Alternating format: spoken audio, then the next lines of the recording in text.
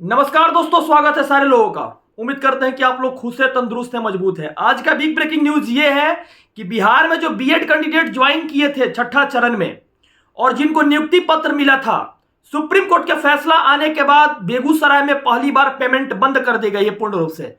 जो छठे चरण में बीएड कैंडिडेट ज्वाइन किए थे, सक्षमता परीक्षा दिए थे, उनकी पेमेंट बंद हो गई। और ये बेगूसराय से न्यूज सबसे पहले आई है और हर जिला में धीरे धीरे ये बंद हो जाएगी। उम्मीद करते हैं कि 2 से 3 दिन पहले सरकार ने मीटिंग भी की है। फैसला आने के बाद सचिवालय में मीटिंग हुआ है और इस मीटिंग में डिसीजन ये लिया गया है कि सुप्रीम कोर्ट का फैसला जो होता है वो सुपर होता है। और ये फैसला आप लोगों को दिखने के लिए भी मिल रहा है। और सामने देखिए, ये न्यूज आप लोग के सामने स्क्रीन पे दिखाई दे रहा होगा। और इसके साथ साथ मैं ये भी बोलने वाला हूं कि बिहार में अभी जो गहमा गहमी का माहौल चल रहा है पूरा, एक तरह से देखा जाए तो बीएड कैंडिडेट को अब निकालना स्टार्ट कर दिया गया। और हमको उम्मीद है कि पूरे 10 दिन में पूरे बीएड कैंडिडेटों को निकाल दिया जाएगा। और इसलिए निकाल दिया जाएगा क्योंकि बिहार का जो बीएड की बहाली थी, केस नंबर 5053 जो था, सब्जेक्ट टू आउटकम्स था। और सब्जेक्ट टू आउटकम्स था जिस कारण से इसको निकाल दी सुप्रीम कोर्ट ने और बिहार को किसी प्रकार की रिलीफ नहीं मिली। ठीक इसी तरह से धीरे धीरे जितने सारे लोग हैं जो सब्जेक्ट टू आउटकम्स पे हैं, उनको निकाला जाएगा। और एक ब्लंडर न्यूज ये है कि अभी एक ही जिला में केवल ये हुआ है। हमको लगता है कि जल्दी जल्दी से 37 जिला और बचे हुए हैं, इसमें भी एक खबर देखने के लिए मिलेगा। और साथ साथ 14,000 शिक्षकों को बिहार से निकाला जाएगा। और माननीय पाठक महोदय इसका कोई भी स्वरूप न्यूज़पेपर में नहीं दिए हैं और कहीं नहीं दिए हैं। और एक तरफ बीपीएससी टीआरई 3 जो रद्द हुई, बीपीएससी टीआरई 2 की जो जांच हो रही है, आर्थिक अपराध इकाई की टीम अभी लगातार जांच कर रही है। और जल्द ही आपको यह देखने के लिए मिल जाएगा कि पूरे राज्य में टीआरई 1 और टीआरई 2 की क्वेश्चन लीक हुई थी। और आर्थिक अपराध इकाई की टीम इसकी पुष्टि भी की थी, जिसके कारण से न्यूज 18 पे बोला गया था। यह खबर मैं बार बार बोल रहा हूं। और सरकार के अंदर वो क्यों तमस जगी हुई है, इसकी जांच करा के उन लोगों को नहीं निकाल रही है।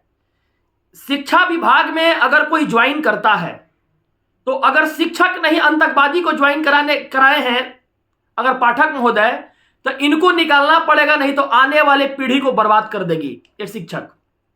और जितने सारे लोगों को ज्वाइन कराया गया है, उन सारे लोगों को जल्द से जल्द निकाल कर और फिर से इस पे जो इसके लायक हैं बिहारी कैंडिडेट को मौका दिया जाए और बिहार के लोगों को रोजगार दिया जाए। आज देखा जाए तो 31 तारीख के दिन बंटवारा हुआ हर चीज का।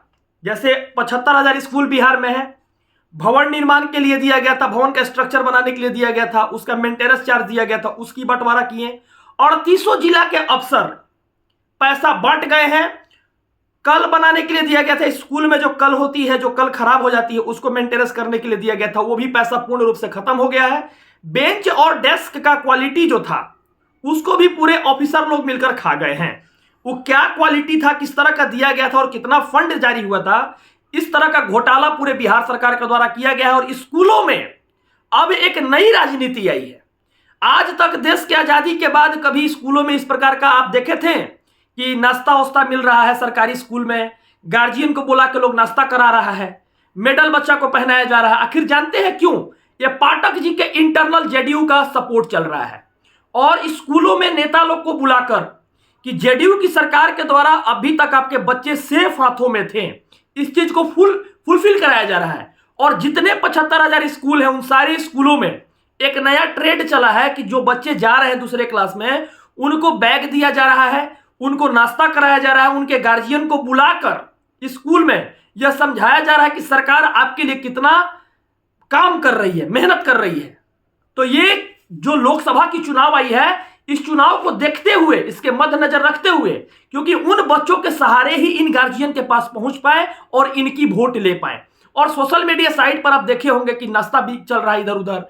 इस बीमारू राज्य में जो बिहार है, जो सबसे अव्वल स्थान पर है, 2011 का जनगणना के अनुसार देखा जाए तो 6,610 रुपए प्रति व्यक्ति आए हैं। और इस ग्लोब पे कहा जाए तो सबसे गरीब राज्य में बिहार देखा जाएगा। इस ग्लोब का रेडियस जानते हैं, एक तरफ से 6400 किलोमीटर है और एक तरफ से 6372 किलोमीटर है, इसलिए हल्का अंडाकार नजर आता है। पूरे ग्लोब पे इतनी गरीबी किसी भी राज्य में नहीं है। फिर से ढिंढोरा पीटना शुरू हो गया है और बिहार के अंदर जो गंदी राजनीति हो रही है, गार्जियंस को नाश्ता कराया जा रहा है, इसी बहाने जो 1 to 5 वाले बच्चे थे उनको 6 में अगर भेजा जा रहा है तो उनके गार्जियन को बुलाकर बैग, किताब, कॉपी सारा चीज दिया जा रहा है। लेकिन इसके पहले इसी बिहार में आप कहीं से भी उठाकर एक वीडियो मुझे सेंड कीजिए, आपको मैं पूर्ण रूप से कहता हूं, व्हाट्सएप नंबर देता हूं कि पिछले कभी भी, मतलब 1947 में देश आजाद हुआ था, ये 2024 चल रहा है, कभी भी इस तरह का फंक्शन का आयोजन पूरे बिहार में कराया गया हो। लेकिन अभी जो वोट की राजनीति चल रही है, इस राजनीति में गार्जियन को बुलाकर यह बताया जा रहा है कि जेडीयू के जो कार्यकर्ता हैं आपके स्कूल में, नीतीश जी के अंदर जो स्कूल चल रही है वो बहुत ही सुपीरियर है। लेकिन मैं बता देता हूं कि शिक्षा का अधिकार अधिनियम का कुछ अपना एक एक्ट होता है, और जिस तरह से एक तरह से देखा है तो आचार संहिता की जिस तरह से गलत इस्तेमाल की जा रही है, और माननीय पाठक महोदय के द्वारा ये सब जो निर्णय लगाया जा रहा है, इन पाठक महोदय को सोचना चाहिए कि जो 38 जिला में धांधली हुई है, कल घोटाला, नल घोटाला, बेंच घोटाला, किताब घोटाला और कौन कौन घोटाला हुआ है, उन सारे घोटाला का पहले जवाब दे, और सारे स्कूलों में कहां कहां बिल्डिंग मेंटेनेंस हुई है, और कैसे हमको लगता है कि बिहार के स्कूल को सिंगापुर बना दिए हैं। वो पाठक जी, इतना पैसा मिला था, बिहार के स्कूल को सिंगापुर बना दिए हैं। और बिहार के स्कूल में एक तरह से देखा जाए तो जिस तरह से विधानसभा में चेयर नहीं मिला है नेता लोग को बैठने के लिए, उससे खूबसूरत स्कूल के अंदर बेंच लगवा दिए हैं पाठक महोदय। और पाठक महोदय को कहना चाहेंगे कि विधानसभा में जितना सुविधा आपको नहीं मिला होगा, मंत्रिमंडल के मंत्री लोग का फ्लैट जितना सुंदर नहीं बना, उतना सुंदर बिहार के स्कूल बनवा दिए हैं। ये आप लोग भी जानते हैं और हम भी जानते हैं। इसलिए पूरे तरह से देखा जाए तो आचार संहिता का उल्लंघन किया जा रहा है, और जेडीयू के नेता लोगों को द्वारा बुलाकर बच्चों को पुरस्कृत किया जा रहा है, और पुरस्कृत करने के बाद यह जताया जा रहा है कि जेडीयू के नेता के हाथ में आपके बच्चे का फ्यूचर बहुत अच्छा है।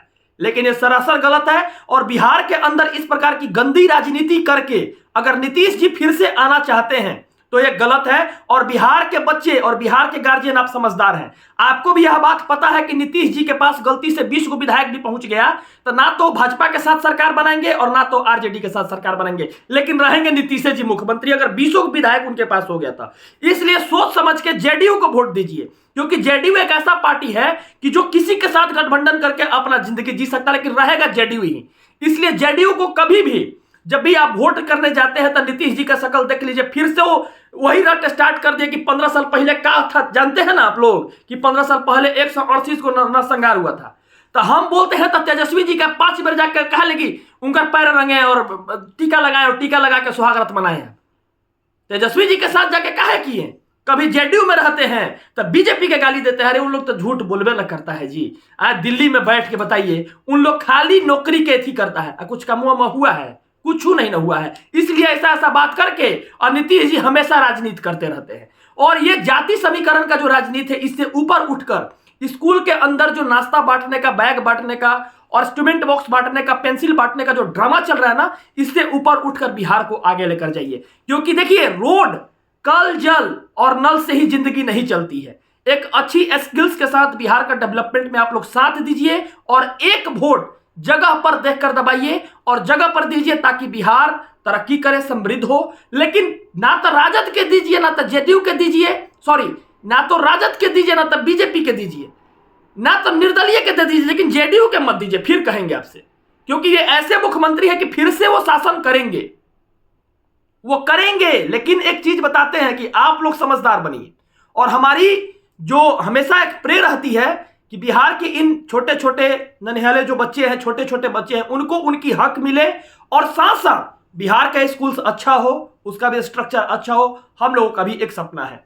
हम उम्मीद करते हैं कि ये वीडियो आपको अच्छी लगी होगी। अगर अच्छी लगी है तो दूसरों के पास भी शेयर करें जरूर, ताकि उनको भी इसके बारे में पता चल सके। धन्यवाद।